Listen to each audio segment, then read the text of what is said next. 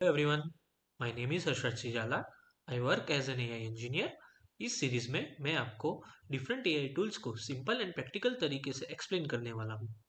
Imagine अगर आप simple text लिखो और वो टेक्स्ट सेकंड्स में प्रोफेशनल एंड अट्रैक्टिव विजुअल्स में कन्वर्ट हो जाए।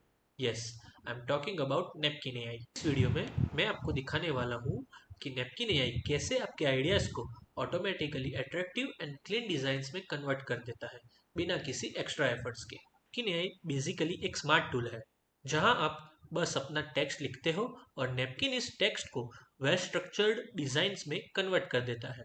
नो कोडिंग, नो डिजाइनिंग, सिर्फ सिंपल टेक्स्ट इनपुट। एआई का सबसे बड़ा बेनिफिट यह है कि आपको मैन्युअली डिजाइन्स बनाने की ज़रूरत नहीं पड़ती। चाहे आप स्टूडेंट हो, क्रिएटर हो या डेवलपर हो, लॉन्ग टेक्स्ट को एट्रैक्टिव विजुअल्स में कन्वर्ट करना नॉर्मली टाइम कंज्यूमिंग होता है।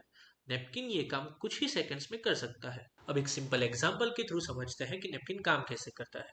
यहाँ पर मेरे पास एक पूरा पैराग्राफ है जिसमें हिस्ट्री ऑफ एआई के बारे में लिखा हुआ है। अब हम इस पैराग्राफ को विजुअल्स में कन्वर्ट करेंगे।